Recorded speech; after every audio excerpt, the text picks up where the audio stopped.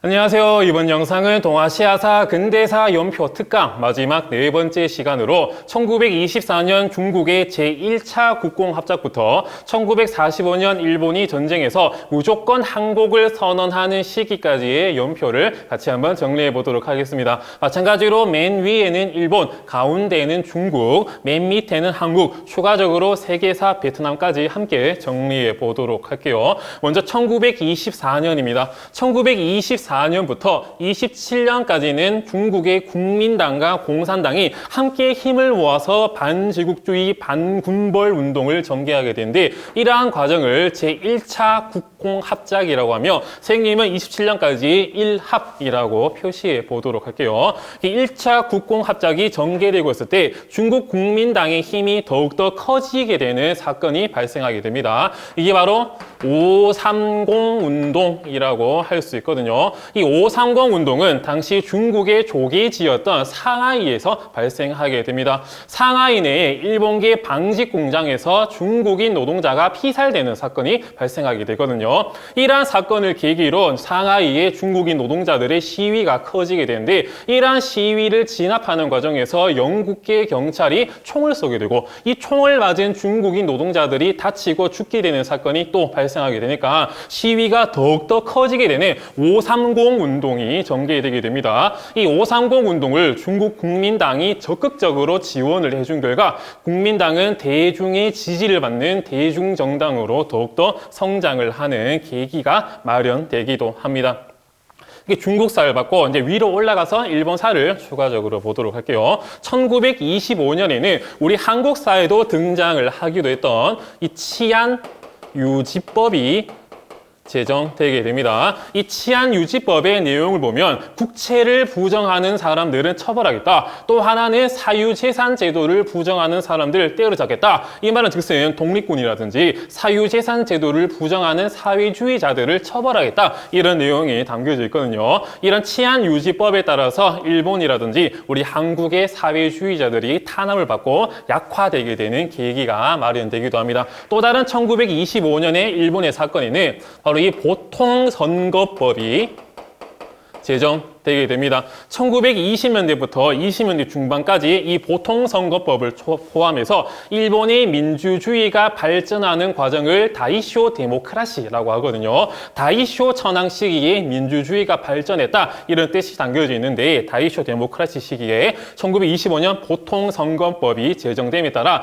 일본 내에서는 만 25세 이상 성인 남성에게 투표권이 주어지는 그런 일이 발생하기도 합니다. 우리 한국사로 내려가 보도록 할게요. 1925년에는 우리나라의 이 조선 공산당이 창당되게 되지만 치안유지법으로 인해 크게 탄압을 받고 약화되기도 하고, 우리나라 한반도 국외의 상황을 보면 미스야 협정이 당시 만주궁벌 장장립, 중국어로 장쩌린과 일본 사이에 체결되게 되거든요. 이 내용을 보면 중국 군벌이라든지 중국인들이 한국의 독립군들을 잡아가지고 일본에게 넘겨주면 일본이 포상금을 주겠다, 이런 내용이 담겨짐에 따라 만주 내의 우리나라 독립군 운동 세력들을 약화시키기 위한 일본의 노력, 이 미스야 협정이라고 할 수 있습니다. 이렇게 25년의 상황을 받고 26년의 모습을 보도록 할게요. 순원이 사망하고 난 다음에 26년부터 28년까지 장제스가 중국 국민당을, 국민혁명군을 이끌고 군벌 세력들을 토벌하기 위한 북벌을 전개하게 됩니다. 26년에는 북벌이라고 적어 보도록 할게요. 28년까지 북벌이 전개되게 되고, 추가적으로 우리 한국사를 보면 26년에 60만세 운동이 전개되게 됩니다. 이 60만세 운동은 천도교 등등의 민족주의 결과 조선 공산당 계열의 사유지 그리고 학생들이 함께 모여서 순종의 장례식날, 즉 인산일에 이 운동을 준비하려고 했지만 크게는 성과는 거두지 못하게 되거든요. 하지만 이 60만세 운동을 통해 민족주의 계열과 사회주의 계열이 함께 연대할 수 있는 공감대가 마련되는 게 이 60만세 운동이라고 할 수 있고, 이 60만세 운동을 운동을 계기로 해서 1927년에는 민족유일당 운동의 차원에서 비타협적 민족주의 세력과 사회주의 세력들이 신간회를 1927년부터 31년까지 조직을 하고 활동을 하게 됩니다. 그리고 신간회의 자매 단체로 여성 단체를 할 수 있는 근우회가 함께 결성되기도 하고 잡지 근우를 발행하게 됐으며 신간회는 29년에 광주 학생 항일 운동을 지원하기도 합니다. 이렇게 우리 한국사를 받고 위로 올라가서 중국의 역사를 보도록 할게요. 27년에는 장제스의 국민당의 국민혁명군이 강남의 가장 큰 도시라 할 수 있는 난징을 함락하게 됩니다. 난징을 먹게 되니까 장제스가 강남을 포함한 난징의 강남 지주들 그리고 강남 지주들과 강남 자본가들의 지지를 얻기 위해 공산주의 세력들을 탄압하기 시작하거든요. 이게 바로 상하이에 있었던 4.12 쿠데타 또는 4.12 반공 쿠데타라고 할 수 있습니다. 이 4.12 쿠데타를 계기로 해가지고 27년에 제1차 국공 합작이 결렬되는 그런 사건이 발생하기도 합니다. 이렇게 28년에는 장제스의 국민혁명군이 장쩌린을 몰아내고 베이징에 입성하게 되거든요. 이에 따라 이제 북벌이 완성되는 그런 모습이 있고 베이징을 뺏기게 된 만주군벌 장쩌린은 자신의 근거지인 봉천, 즉 만주로 다시 돌아가게 되거든요. 하지만 만주의 세력을 키워가고 있던 일본이 장쩌린이 오는 것을 막기 위해 장쩌린을 이제 폭사시키는, 철도에서 폭사시키는 그런 사건이 28년도에 발생하기도 합니다. 그리고 28년도의 상황을 보면 아나키스트, 즉 무정부주의자들이 동방의 연합을 만들게 되거든요. 이게 동방 무정부주의자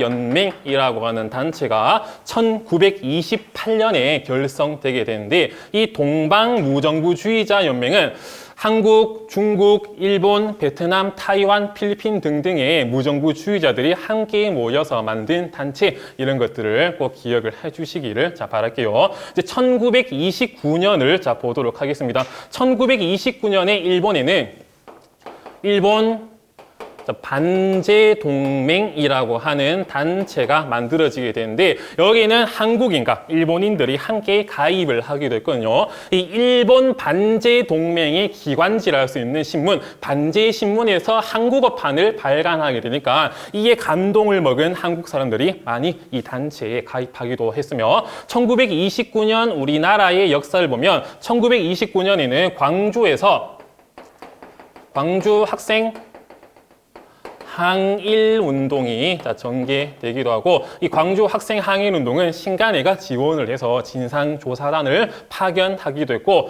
대중 민중 대회를 열려고 했는 그런 노력들이 보이기도 합니다. 그리고 1929년에 세계사의 흐름을 보면 미국의 경제가 흔들리게 되자 이러한 경제의 여파, 불황이 전 세계로 퍼지게 되는 대공황이 1929년부터 전개되게 되거든요. 이런 대공황에 따라 미국은 주변 국가와 선행 외교를 통해 영국이나 프랑스는 식민지의 블록 경제를 통해 대공황을 극복하려고 했지만 일본 같은 경우에는 식민지가 별로 없었거든요. 이에 따라 침략 전쟁을 감행하게 됩니다. 31년에 일본의 상황을 보면 먼저 류타 오후 사건을 일으키게 되거든요. 선생님은 사건은 빼고 적을 테니까 여러분들의 사건까지 포함해서 적어주시기를 바라겠습니다. 이 류타오 사건은 남만주 철도 폭파 사건인데 일본이 만주로 쳐들어가기 위한 명분을 마련하기 위해 자기들이 이제 조작을 해서 남만주 철도 일부를 폭파시켜버리고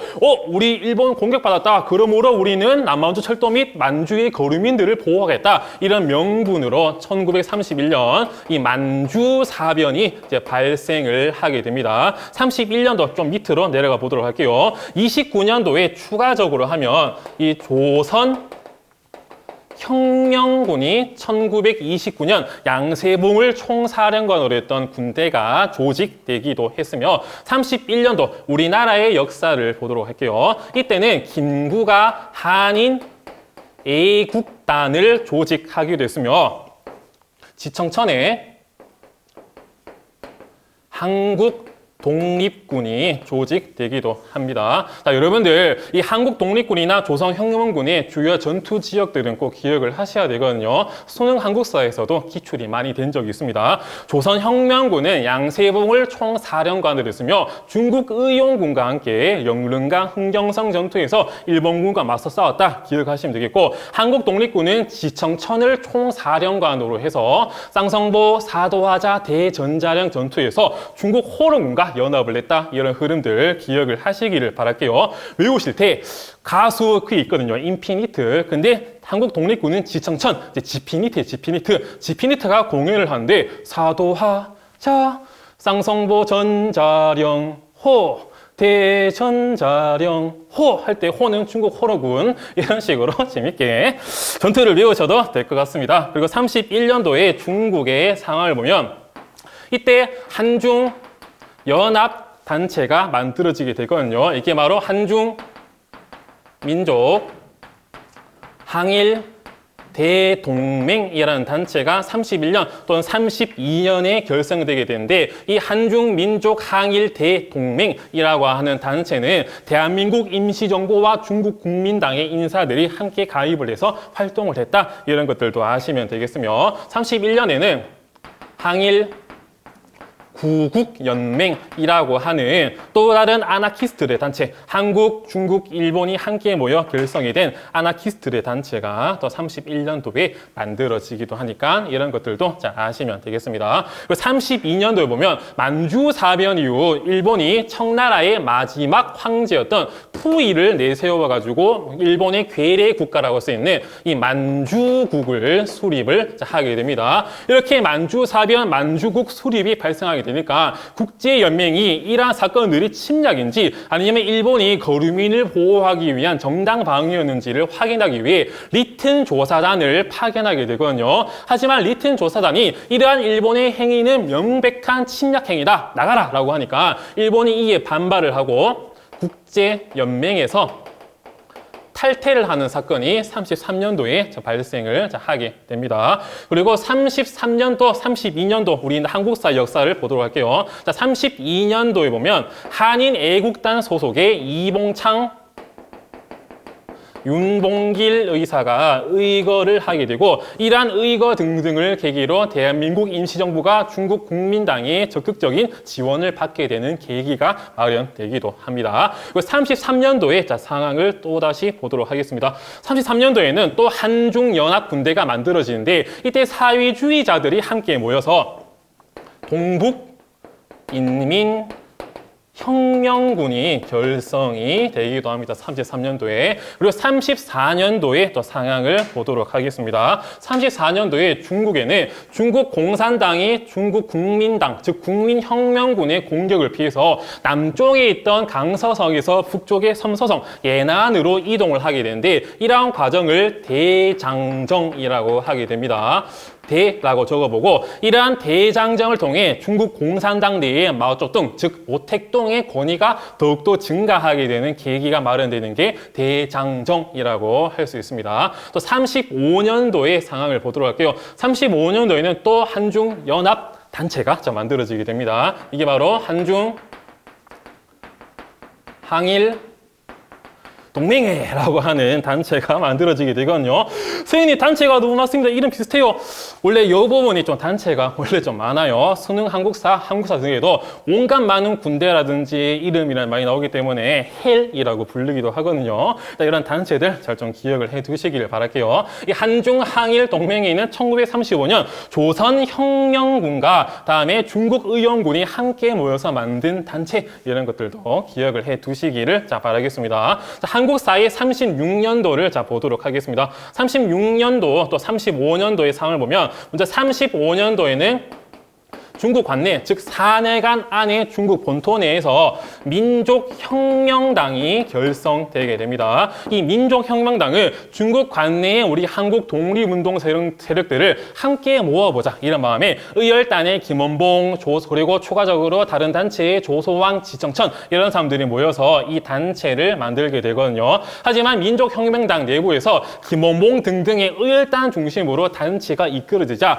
이에 불만을 품은 조소왕, 지청천, 정천이 이 단체에서 이탈하는 사건이 발생하기도 하고요. 36년도의 상황을 보면 이 동북인민혁명군이 더욱더 개편을 해가지고 동북 항일연군으로 개편되기도 합니다. 이러한 동북인민혁명군, 동북항일연군은 유격훈련을 해서 유격 전술을 펼치기도 하는 그런 모습이 나오기도 하고요. 중국에서는 중국 공산당이 다시 살아나는 이 시안 사건이 터지게 됩니다. 이 시안 사건은 시안, 즉 장안에서 중국 공산당을 공격하기 위해 대기하고 있던 장쉐랑이 부대를 난징의 장제스가 동료 격려하기 위해 이 시안으로 날아가게 되거든요. 그런데 장쉐랑이 당시 이런 국공 내전을 중단하고 항일 운동을 전개하자는 마음에 장제스를 강제 구금 납치해버린 사건이 발생하게 되거든요. 장제스는 안내양회라고 해서 안을 먼저 편하게 한다. 이 공산당을 먼저 박살내고 난 다음에 내외 이제 일본군을 공격하겠다 이런 생각이 계속해서 공산당을 공격하고 있었는데 이런 시안 사건을 통해서 국공내전이 중단되게 됩니다. 이렇게 국공내전이 중단되게 되니까 일본은 조금은 위기의식을 느끼게 되거든요. 중국 자기들이 계속 싸우고 있어야지 이제 중국이 조금씩 일본이 조금씩 중국 내의 이권을 침탈해 나가는데 이들이 힘을 합쳤다? 이를 좀 걱정한 나머지 이제 루거우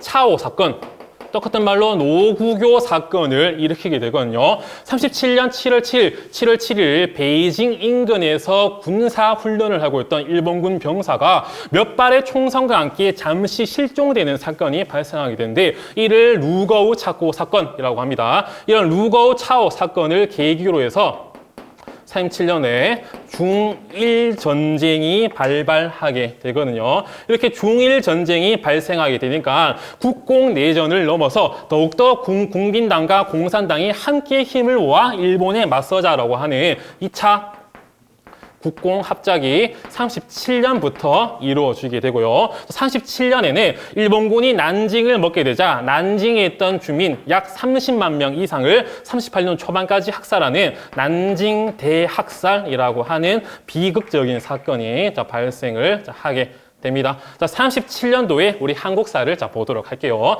37년도에 보면 민족혁명당이 개편을 한 조선민족혁명당을 중심으로 중국 관내 좌익 세력들, 즉 사회주의들이 함께 모여 만든 단체가 만들어지게 되는데 이게 바로 조선민족전선연맹이라고 할 수 있습니다. 이러한 조선민족전선연맹의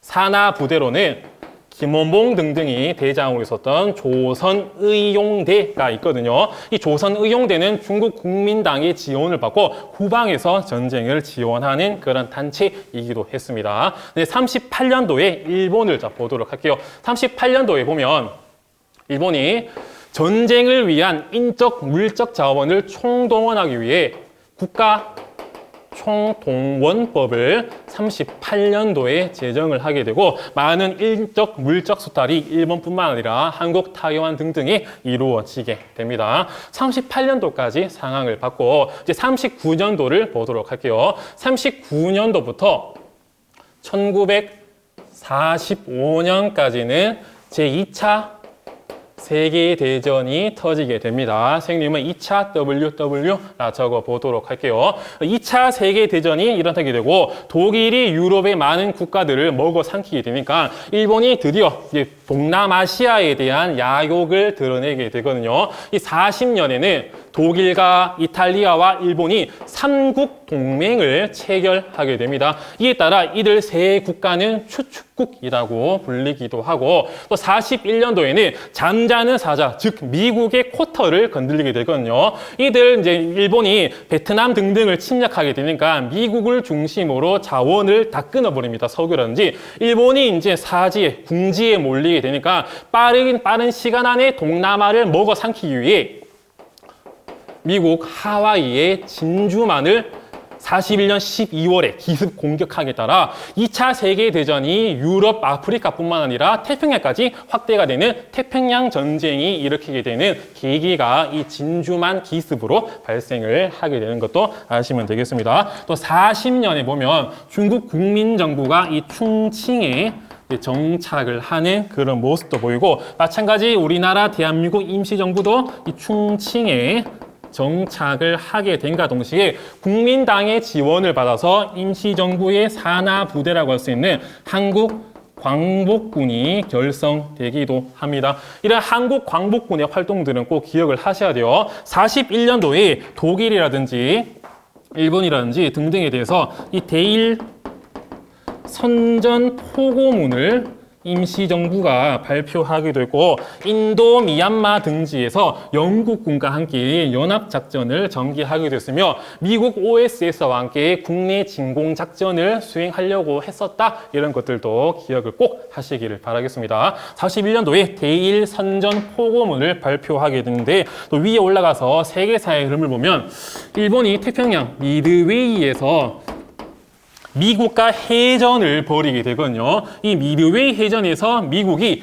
일본을 꺾게 되고 이제 전세가 완전히 역전되게 되는 미드웨이 해전 42년도 기억을 하시면 되겠고, 또 42년도에 우리 한국사의 역사를 보도록 하겠습니다. 이때는 좌익 세력들이 연안 등등에서 조선 독립동맹을 결성하게 되거든요. 김무봉 등등이 조선 독립동맹을 만들게 되고, 이에 대한 산하부대로 조선의용군이 42년도에 결성되게 됩니다. 조선의용대, 조선의용군 꼭 이름을 기억하시고 구분하시기를 바랄게요. 그리고 남아있던 조선의용대의 김원봉 등등의 잔류 세력들이 한국광복군에 합류를 하는 것도 42년도니까 이러한 흐름들을 꼭 아시면 되겠습니다. 김원봉은 나중에 합류하고 난 다음에 한국광복군의 부사령관으로 임명되기도 합니다. 이제 43년도에 세계사를 보면 카이로 회담이 이탈리아가 항복을 하고 난 다음에 개최되게 되는데, 이 카이로 회담의 주요 내용을 보면 적당한 시기에 적당한 절차를 거쳐 한국을 독립시키겠다, 이런 내용이 들어가 있기도 하고요. 45년도에 보면 얄타 회담, 소련의 대일 참전이 결정되고, 또 포츠담 회담이 독일이 항복하고 난 다음에 결성됨에 따라 이러한 카이로, 얄타, 포츠담 회담은 나중에 현대사 부분에서 같이 한번 보도록 하겠습니다. 45년도 상황을 보도록 할게요. 추가적으로 45년도에는 일본의 히로시마, 나가사키에 원자폭탄이 툭 떨어지게 되고, 이에 따라 일본이 무조건 항복을 선언함과 동시에 미군정이 시작되기도 하고, 우리나라 한국사를 보면 우리나라의 광복이 이루어진과 동시에 여운형 등등이 조선 건국준비위원회를 개편하게 되면서 한국을 이끌기도 하는 그런 모습이 있고요. 지금 자리가 없어서 안 적는데, 못 적는데,